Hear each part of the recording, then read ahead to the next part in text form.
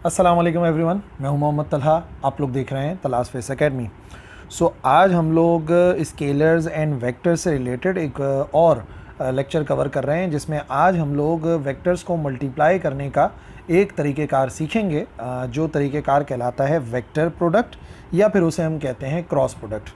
आज की जो वीडियो होने वाली है उसमें क्रॉस प्रोडक्ट को समझेंगे और उसकी एग्जांपल्स को देखेंगे और इन दी एंड डिस्कस करेंगे वेरियस कैरेक्टरिस्टिक्स ऑफ वेक्टर या क्रॉस प्रोडक्ट। स्टार्ट करते हैं विद आवर डेफिनेशन।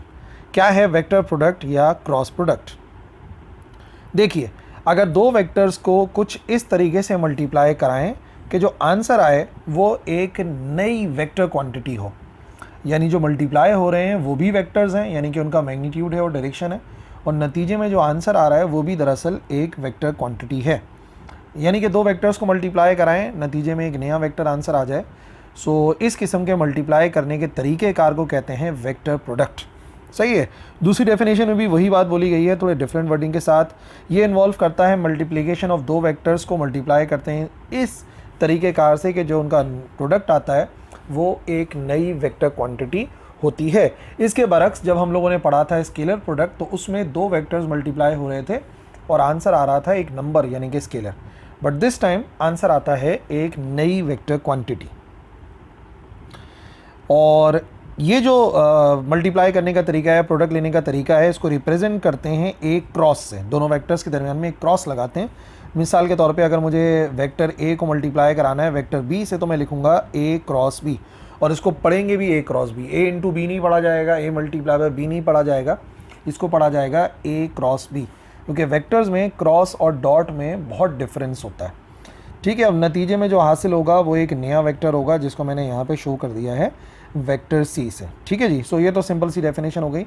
दो वेक्टर्स मल्टीप्लाई हो रहे हैं और आंसर आ रहा है एक नया वेक्टर। इसकी सबसे कॉमन जो एग्जांपल है ना, वो टॉर्क की एग्जांपल है। बेसिकली टॉर्क जो है वो दो क्वांटिटीज़ के दरमियान का वेक्टर प्रोडक्ट होता है। ठीक है ना। टॉर्क वेक्टर प्रोडक्ट होता है जो दो चीज़ों के दरमियान का, ये खुद एक वेक्टर क्वांटिटी है, और ये क्रॉस प्रोडक्ट होता है दो चीज़ों के दरमियान का। एक है मोमेंट आर्म और एक है एफ, यानी कि जो फोर्स हम अप्लाई करते हैं। तो आप देख सकते हैं कि यहाँ पर दो वेक्टर्स मल्टीप्लाई हो रहे हैं और आंसर एक नया वेक्टर आ रहा है। अच्छा, एक बड़ी अहम खुसूसियत ये है कि जो नया वेक्टर आता है वो हमेशा परपेंडिकुलर होता है। किस चीज़ के परपेंडिकुलर होता है? इन दोनों वेक्टर्स के परपेंडिकुलर होता है। यानी कि जो भी होगा ये जो टॉर्क है वो इन दोनों के परपेंडिकुलर होगा, या फिर हम कह सकते हैं ये दोनों के लिहाज से 90 डिग्री एंगल बनाएगा, या फिर समझाने के लिए मैं कह सकता हूँ कि आंसर आता है हमेशा तीसरे एक्सिस में। फॉर एग्जांपल, अगर आर हमारा एक्स एक्सिस में है, फोर्स जो है वो हमारी वाई एक्सिस में है, तो इन दी एंड जो आंसर आएगा टॉर्क का वो एक्चुअली आएगा जेड एक्सिस में। एक मिसाल दे रहा हूँ। तो दो वेक्टर्स मल्टीप्लाई हो रहे हैं, आंसर एक नया वेक्टर आ रहा है which is perpendicular to the both multiplying vectors. इसे कहते हैं हम वेक्टर प्रोडक्ट या क्रॉस प्रोडक्ट। कुछ ऐसा मामला है, देखो फॉर एग्जांपल अगर ये वेक्टर ए है, ठीक है, और ये आपके पास एक वेक्टर बी आ गया, तो जो यहाँ पर प्रोडक्ट आएगा वो राइट हैंड रूल से आप देख सकते हो कि वो थंब की डायरेक्शन में आएगा। ठीक है जी।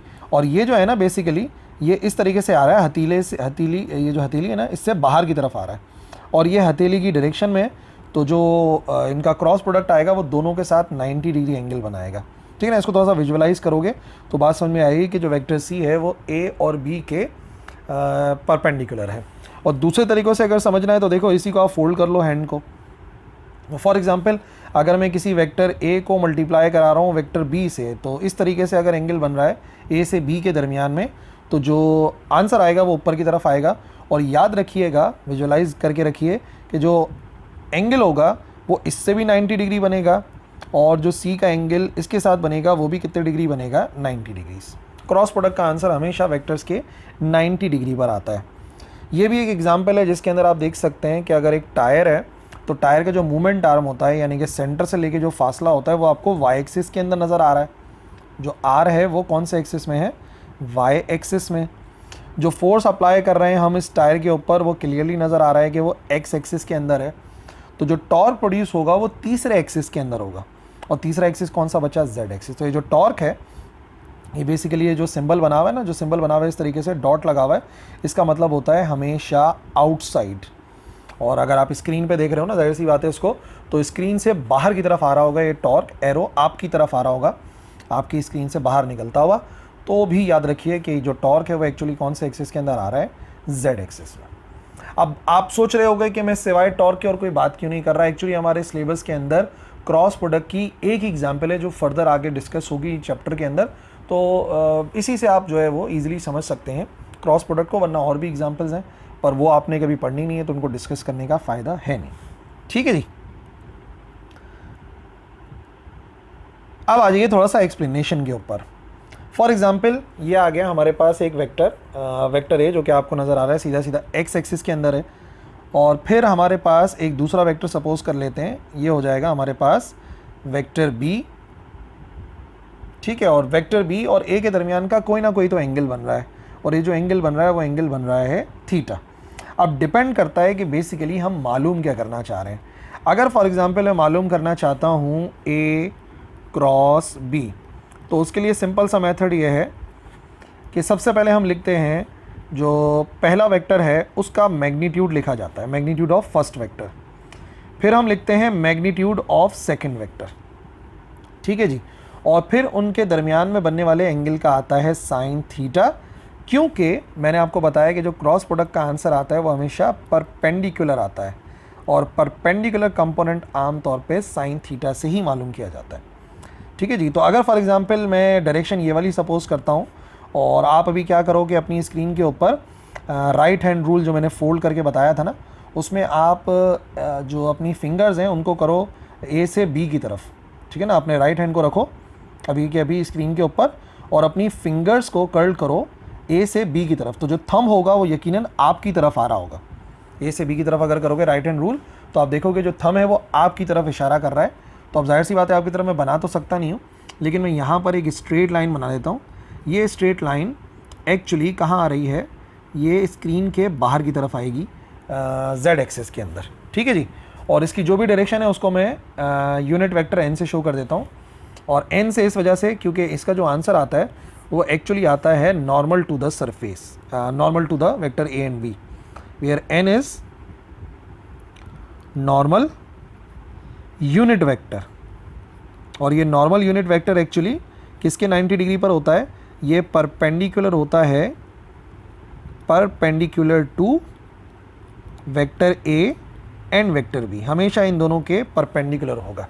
ठीक है जी, सो जैसा हमने डॉट प्रोडक्ट में पढ़ा था ए डॉट बी बराबर होता है ए बी कॉस थीटा के, आज हमने क्रॉस प्रोडक्ट के अंदर सीखा कि जो क्रॉस प्रोडक्ट है वो बराबर होता है ए का मैग्नीट्यूड, बी का मैग्नीट्यूड, और दोनों के दरमियान में बनने वाले एंगल का साइन, और फिर मल्टीप्लाई होता है वो यूनिट वेक्टर एन से, और एन का मतलब है नॉर्मल टू द सरफेस। तो अभी भी आप राइट हैंड रूल को अगर आपने फोल्ड नहीं किया था, अभी भी आप इन वेक्टर्स के ऊपर अपने राइट हैंड को रखो और फिंगर्स को घुमाओ ए से बी की तरफ, तो यकीनन थंब आपकी तरफ इशारा कर रहा होगा, और वही डायरेक्शन होती है क्रॉस प्रोडक्ट की।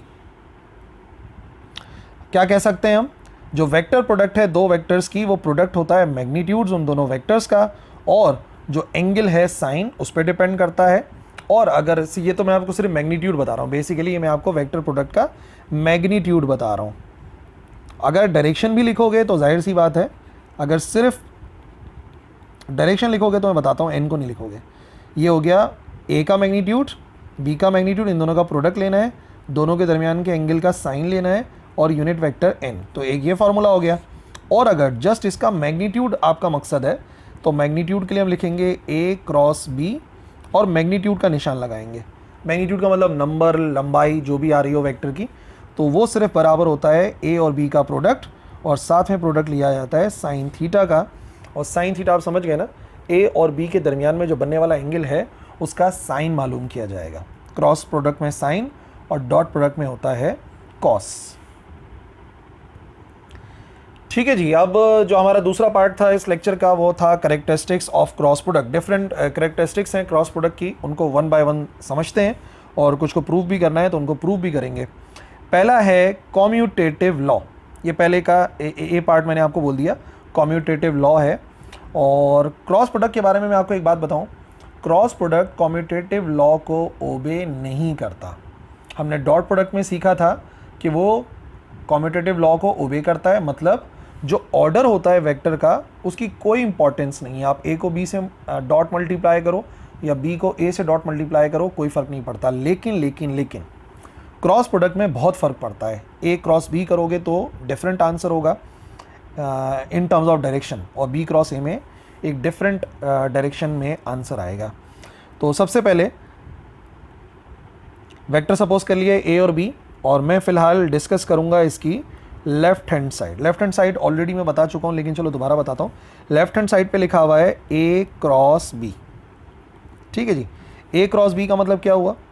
पहले वेक्टर का मैग्नीट्यूड, दूसरे वेक्टर का मैग्नीट्यूड और दोनों के दरमियान बनने वाले एंगल का साइन।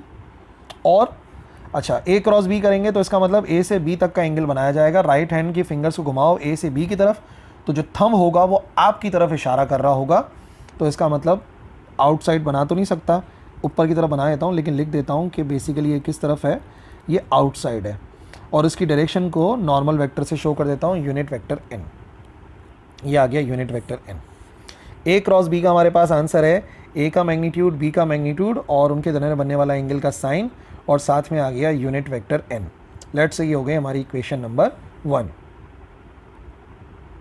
अब अगर मैं राइट हैंड साइड मालूम करना चाहता हूँ तो राइट हैंड साइड के लिए क्या ज़रूरत है, मुझे बी क्रॉस ए करना है। बी क्रॉस ए का मतलब बी का मैग्नीट्यूड, ए का मैग्नीट्यूड, ये तो आगे पीछे लिख सकते हैं ना, नंबर्स हैं। मैग्नीट्यूड का मतलब नंबर, मिकदार है, इनको आगे पीछे कर सकते हैं।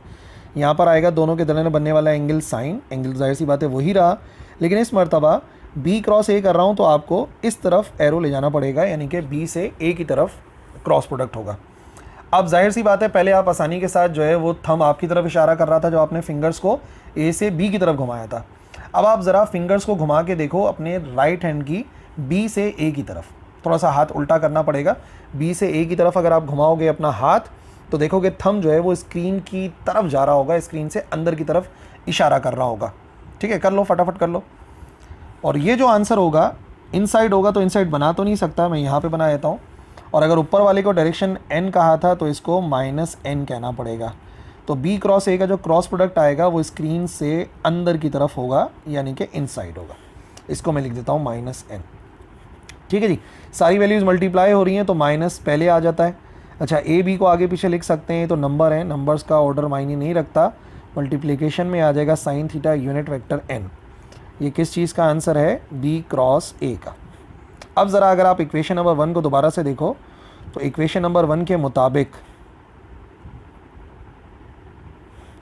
a क्रॉस b बराबर आ रहा था A B sine theta unit vector n के, यानी कि कहीं भी लिखा होगा ना A B sine theta unit vector n, वो बराबर हो सकता है a क्रॉस b के। इक्वेशन नंबर 1 थी a क्रॉस b बराबर था A B sine theta unit vector n। तो ये जो पूरी वैल्यू लिखी हुई आपको नज़र आ रही है, इसको मार्क कर देता हूँ मैं। ये जो पूरी वैल्यू आपको लिखी हुई नज़र आ रही है एक्चुअली किसके बराबर हो सकती है? a क्रॉस b के बराबर हो सकती है। इस वजह से अब हम क्या करेंगे, इस वाली इक्वेशन को, ये जो लिखी हुई है यहाँ पे b क्रॉस है, इसको इक्वेशन नंबर 2 बोल देते हैं। तो इक्वेशन नंबर 2 को अब मैं कैसे लिख सकता हूँ? Equation number 2 can be written as, ये हो जाएगा b क्रॉस a, ठीक है, माइनस साइन अपनी जगह पे लिखा हुआ है, और जहाँ पे लिखा हुआ है ना A B sine theta unit vector n, वो किसके बराबर लिख सकते हैं हम? a क्रॉस b के बराबर। तो या तो ऐसे लिखो कि b क्रॉस a बराबर है माइनस a क्रॉस b के, या ऐसे भी लिख सकते हैं a क्रॉस b बराबर है माइनस b क्रॉस a के। पर इन दी एंड जो हमारा रिजल्ट बनेगा वो रिजल्ट क्या बनेगा कि a क्रॉस b जो कि एक वेक्टर होता है वो बराबर नहीं होता b क्रॉस a के। जो क्रॉस प्रोडक्ट है दो वेक्टर्स के दरमियान का, वो ओबे नहीं करता कॉम्यूटेटिव लॉ को। ठीक है जी, क्यों? क्योंकि डॉट में इस वजह से कर रहा था क्योंकि आंसर नंबर आ रहा था, डायरेक्शन की कोई मकसद ही नहीं था। पर यहाँ पर a क्रॉस b जो वेक्टर है वो आपकी तरफ आ रहा था आउटसाइड, और b क्रॉस a जो आंसर आ रहा है क्रॉस प्रोडक्ट वो इनसाइड द स्क्रीन आ रहा है। तो जाहिर सी बात है ये दोनों वेक्टर बराबर नहीं हो सकते। ठीक है जी, नेक्स्ट प्रॉपर्टी है 1 का b part, distributive law. Distributive law हमें प्रूव नहीं करना, ना उसकी ज़रूरत है, और सिर्फ वो हमें समझना है कि डिस्ट्रीब्यूटिव प्रोडक्ट है क्या।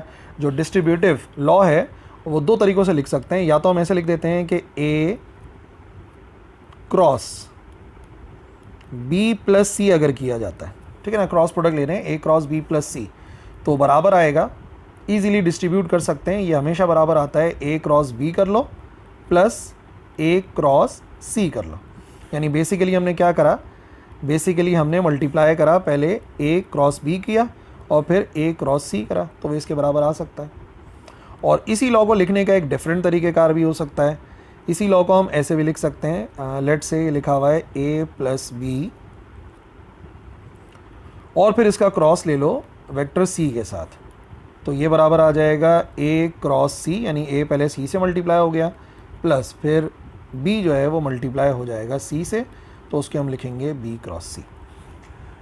तो क्रॉस प्रोडक्ट जो होता है दो वेक्टर्स के दरमियान में, वो ओबे करता है डिस्ट्रीब्यूटिव लॉ को। यानी जैसे नंबर डिस्ट्रीब्यूट हो जाते हैं वैसे वेक्टर्स भी होता है। नंबर भी तो ऐसे ही होते हैं ना, देखो अगर लिखा हुआ है कहीं पे 3 मल्टीप्लाई बाय 2 + 5, तो क्या ये हमेशा किसके बराबर आएगा, ये बराबर आएगा 3 × 2 + 3 × 5 के, दोनों बराबर ही आते हैं ना भाई। इसको सॉल्व करोगे अगर तो 3 × 2 + 5 कितना होता है 7, 7 × 3 21, ठीक है। इधर भी सॉल्व करोगे तो 3 × 2 = 6, 3 × 5 = 15, 15 और 6 भी किसके बराबर होगा 21 के। तो नंबर्स तो ओबे करते ही हैं, लेकिन डॉट प्रोडक्ट और क्रॉस प्रोडक्ट भी ओबे करता है डिस्ट्रीब्यूटिव लॉ को। ठीक है जी। सेकेंड प्रॉपर्टी पे चलते हैं। सेकेंड प्रॉपर्टी है परपेंडिकुलर वेक्टर्स। फॉर एग्जांपल दो वेक्टर सपोज करते हैं, एक वेक्टर ए है और एक वेक्टर बी है, और मैं इनका क्रॉस प्रोडक्ट मालूम करना चाहता हूं कि इनका क्रॉस प्रोडक्ट कितना होगा। तो ठीक है, फॉर्मूला ए क्रॉस बी हमेशा बराबर होता है पहले वेक्टर का मैग्नीट्यूड दूसरे वेक्टर का मैग्नीट्यूड, दोनों के दरमियान बनने वाला एंगल साइन थीटा और फिर यूनिट वेक्टर एन आता है। फिलहाल आप देखें क्योंकि वेक्टर्स परपेंडिकुलर हैं तो एंगल आएगा 90 डिग्रीज। अगर एंगल आ रहा है 90 डिग्रीज तो इसका मतलब ए क्रॉस बी बराबर आएगा ए का मैग्नीट्यूड बी का मैग्नीट्यूड, और यहाँ पे हम लिखेंगे sine 90 unit vector N. Sine 90 की वैल्यू निकालिए कैलकुलेटर से, तो साइन 90 बराबर आ जाएगा 1 के। दिस शोज़ कि ए क्रॉस बी बराबर आएगा पहले वेक्टर का ए का मैग्नीट्यूड बी का मैग्नीट्यूड, यहाँ पर आ गया 1 और यूनिट वेक्टर एन आ गया। तो सीधा सीधा 1 को मल्टीप्लाई कर भी दें तो वही आंसर आएगा A B unit vector N. इसको समझने के लिए एक बात और लिख देता हूँ। अगर मैं सिर्फ इसके मैग्नीट्यूड की बात करता हूँ, ए क्रॉस बी का सिर्फ मैग्नीट्यूड लिखूँ, डायरेक्शन ना लिखूँ, यूनिट वेक्टर ना लिखूँ, तो एक्चुअली ये बराबर आ जाएगा ए इंटू बी के। अब इधर हम दो बातें समझ सकते हैं। या तो मैं समझाने के लिए लिख देता हूँ कि क्रॉस प्रोडक्ट परपेंडिकुलर वेक्टर्स का हमेशा बराबर होता है प्रोडक्ट ऑफ मैग्नीट्यूड्स के, ठीक है, जो भी उनके वेक्टर के मैग्नीट्यूड्स हैं उनके प्रोडक्ट के बराबर आएगा। प्रोडक्ट मतलब मल्टीप्लाई करना। या फिर याद रखिए जो मैक्सिमम आंसर आ सकता है दो वेक्टर्स के क्रॉस प्रोडक्ट का, वो सिर्फ और सिर्फ परपेंडिकुलर वेक्टर्स में ही आ सकता है। ठीक है, तो अगर डॉट प्रोडक्ट की प्रॉपर्टीज आप पढ़ चुके हो, लेक्चर देख चुके हो, तो आपने देखा था परपेंडिकुलर में उसका आंसर मिनिमम आता है 0 और क्रॉस प्रोडक्ट में उसका जो आंसर है वो मैक्सिमम आता है। ठीक है।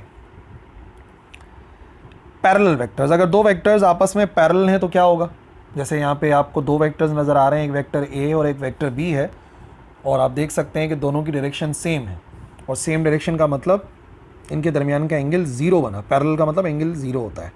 तो अगर ए क्रॉस बी मालूम करना चाहते हैं, ए का मैग्नीट्यूड बी का मैग्नीट्यूड और दोनों के दरमियान में एंगल का साइन, और यहाँ पर आएगा यूनिट वेक्टर एन। अब फॉर परपेंडिकुलर वेक्टर जो थीटा है वो बराबर होता है 0 के, इसलिए जब ए क्रॉस बी मालूम करेंगे तो वो बराबर आएगा ए का मैग्नीट्यूड बी का मैग्नीट्यूड, और साइन एंगल की जगह पे लिखेंगे 0 और यूनिट वेक्टर एन आएगा। अब अगर आप साइन 0 मालूम करते हो तो साइन 0 डिग्री भी 0 के बराबर होता है with the help of calculator. इसका मतलब ये हुआ कि ए क्रॉस बी का जो आंसर आएगा वो आएगा ए का मैग्नीट्यूड बी का मैग्नीट्यूड 0, और 0 से मल्टीप्लाई होकर जो कंप्लीट आंसर आएगा वो बराबर आ जाएगा 0 के। इसका मतलब ए क्रॉस बी का जो आंसर आता है वो एक्चुअली एक नल वेक्टर आता है। ठीक है ना, 0 नहीं बोल सकते, नल वेक्टर आंसर आएगा ए क्रॉस बी का। बट अगर सिर्फ मैग्नीट्यूड की बात करोगे कि भाई अगर पैरेलल वेक्टर्स हैं और उनके क्रॉस प्रोडक्ट का आपको सिर्फ मैग्नीट्यूड चाहिए, तो आप कह सकते हो कि वो 0 के बराबर आएगा। ठीक है ना, तो आप कह सकते हैं कि वो किसके बराबर आ रहा है 0 के। ठीक है, परपेंडिकुलर का आंसर मैक्सिमम आ रहा है, पैरेलल का आंसर मिनिमम आ रहा है। ये प्रॉपर्टीज़ जो है वो रिवर्स हो गई हैं as compare to dot product. अगर वेक्टर्स एंटी पैरेलल हो, एक दूसरे से अपोजिट डायरेक्शन के अंदर हो, जैसे ए और बी आपको नज़र आ रहा है, एंटी पैरेलल का मतलब होता है एंगल बनता है 180। इस सूरत में अगर ए क्रॉस बी मालूम करेंगे तो ए क्रॉस बी बराबर आएगा ए का मैग्नीट्यूड बी का मैग्नीट्यूड और sine theta unit vector N. ठीक है, थीटा कितना है इस केस के अंदर, थीटा बराबर है 180। तो इधर अगर वैल्यू पुट करेंगे तो ए का मैग्नीट्यूड बी का मैग्नीट्यूड साइन आएगा 180 और यूनिट वेक्टर एन लिखेंगे, ये आ गया ए क्रॉस बी। अब आपने साइन 180 मालूम करना है, तो अगर आप साइन 180 कैलकुलेटर से मालूम करोगे वो 0 के बराबर आएगा। इट मीन्स यहाँ भी अगर वैल्यूज़ पुट करूँगा तो पिछली मरतबा की तरह यानी कि पैरेलल वेक्टर्स की तरह जो क्रॉस प्रोडक्ट है एंटी पैरेलल का वो भी बराबर आता है नल वेक्टर के। ठीक है, अभी मैंने मैग्नीट्यूड नहीं लिया तो मैं लिख दूँगा यहाँ पे नल वेक्टर।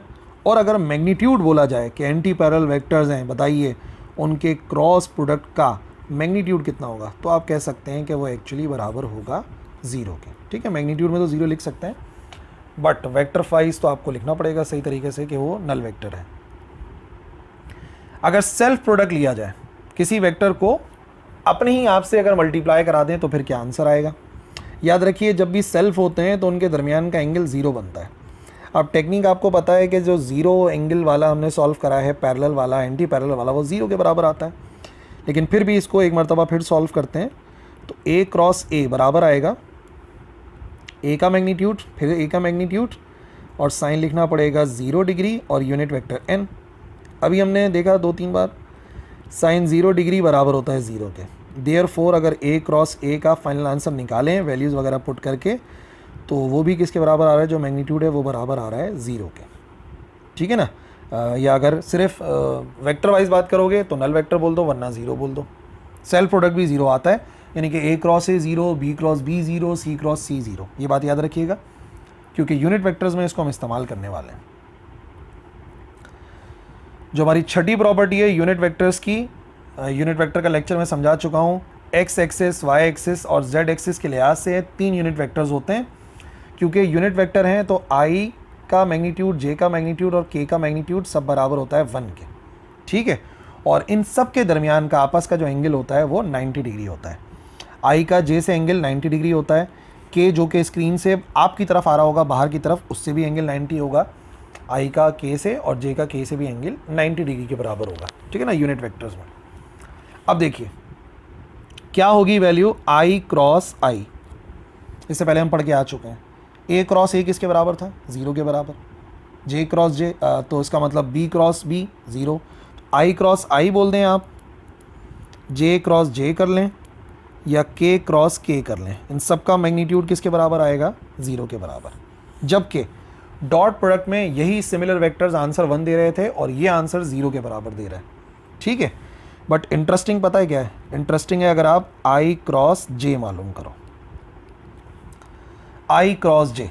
ठीक है, अब क्या होगा, सबसे पहले हम लिखेंगे आई का मैग्नीट्यूड, फिर हम लिखेंगे जे का मैग्नीट्यूड, फिर आएगा दोनों के दरमियान बनने वाले एंगल का साइन जो कि आपको पता है 90 डिग्री होता है, और फिर एक यूनिट वेक्टर आएगा जो आई और जे के परपेंडिकुलर हो।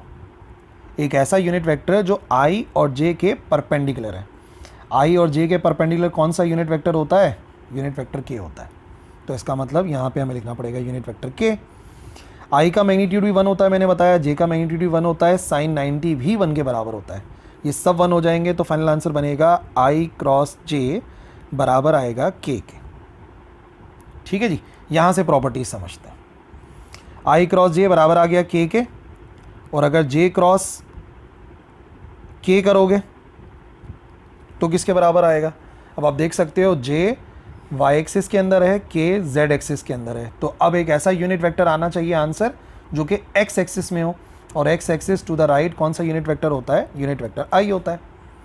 इसी तरीके से अगर के क्रॉस आई करेंगे तो के क्रॉस आई बराबर आएगा किसके, के हो गया जेड एक्सिस में, आई हो गया एक्स एक्सिस में। जो आंसर आएगा वो इन दोनों के परपेंडिकुलर आएगा जो कि वाई एक्सिस में, और वाई एक्सिस का यूनिट वेक्टर होता है यूनिट वेक्टर जे। सही है भाई, तो ये जो है ना ये बात आपने याद रखनी है। और इसी से मिलता जुलता इधर ही समझा देता हूँ। चलो, अगर हमें जे क्रॉस आई करना पड़े तो क्या करेंगे, अगर हमें के क्रॉस जे करना पड़े तो क्या करेंगे। अगर आई क्रॉस के करना पड़े तो क्या करेंगे, एंगल वाइज चेंज होती है ना डायरेक्शन। तो हमने देखा था वेक्टर्स को जब आगे पीछे लिखते हैं तो क्रॉस प्रोडक्ट का आंसर सिर्फ डायरेक्शन बदल लेता है, आंसर के साथ माइनस आता है। अगर आई क्रॉस जे के आ रहा है तो जे क्रॉस आई माइनस का के आएगा। मतलब अगर आई क्रॉस जे स्क्रीन से बाहर की तरफ आ रहा है तो जे क्रॉस आई स्क्रीन से अंदर की तरफ जाएगा। आप सपोज करके देख लो अपने राइट हैंड रूल से, के क्रॉस जे का आंसर माइनस आई आएगा। और इसी तरीके से यहाँ की पोजीशन आगे पीछे कर दी, के क्रॉस आई अगर जे के बराबर था तो इसका मतलब आई क्रॉस के बराबर होगा माइनस के जे के। ठीक है भाई, ये प्रॉपर्टी आपने याद रखनी है। ओके, और इसको याद रखने का एक और तरीक़ेकार आपको समझाता हूँ मैं। इसको आप एक और तरीके से याद रख सकते हो। कैसे? आप इस सर्किल को याद रखिए, आई फिर आता है जे फिर आता है के और के बाद एरो लगा के बना लो आई।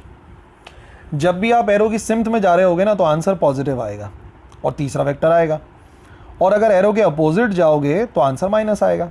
मिसाल के तौर पे आई क्रॉस जे मालूम करते हुए आप एरो की तरफ जा रहे हो तो आंसर आ जाएगा के, आई क्रॉस जे बराबर है के। जब जे क्रॉस के कर रहे हो तो एरो की डायरेक्शन में जा रहे हो तो आंसर आ जाएगा प्लस का आई, ये आ गया। के क्रॉस आई कर रहे हो तो एरो की डायरेक्शन में पता चलेगा आंसर आ जाएगा जे, ये आ गया, आंसर आ गया जे। पर जैसे ही आप एरो के अपोजिट जाओगे, लेट से जे क्रॉस आई, अगर मैं जे से आई की तरफ जा रहा हूं तो मैं एरो के अपोजिट जा रहा हूं, आंसर आएगा तो तीसरा वेक्टर पर माइनस का के आएगा, ये लिखा माइनस का के क्रॉस आई, एरो से अपोजिट जा रहे हो आंसर आएगा जे, लेकिन वो आंसर आएगा माइनस का जे। अगर के क्रॉस जे कर रहे हो, एरो के अपोजिट जा रहे हो, आंसर तो आएगा आई, बट वो आई आएगा माइनस का। ठीक है ना? अब राइट हैंड रूल से याद रखो या इस सर्किल वाली टेक्निक से याद रखो, जो भी है, यूनिट वेक्टर्स को याद रखो। एमसीक्यूज में ये बहुत पूछा जाता है।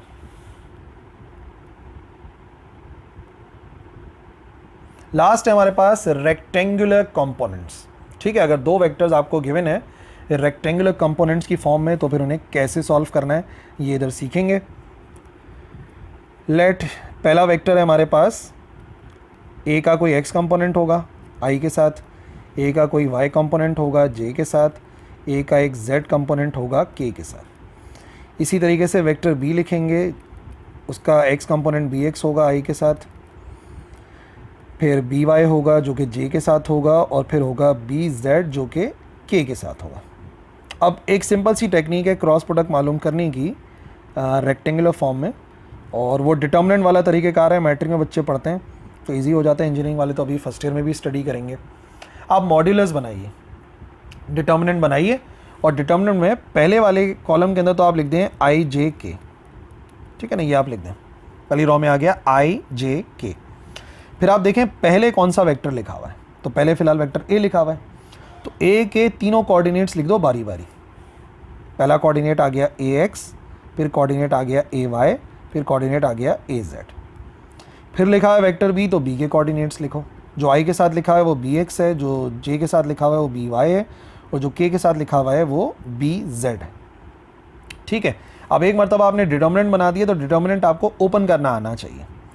डिटर्मिनेंट ओपन करने का बड़ा सिंपल सा रूल है, ए क्रॉस बी। सबसे पहले आप क्या करें, सबसे पहले आप पहले वेक्टर को सपोज करें, आप आई को सेलेक्ट कर लें, और जब आई को सेलेक्ट करेंगे तो आई की रॉ और आई के कॉलम को नहीं लिखेंगे।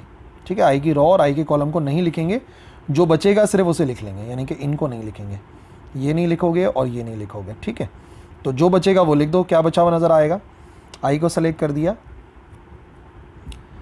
ये बच गया ए वाई, यहाँ पे बच गया ए जेड, इधर बच गया बी वाई, और यहाँ पर आ गया बी जेड।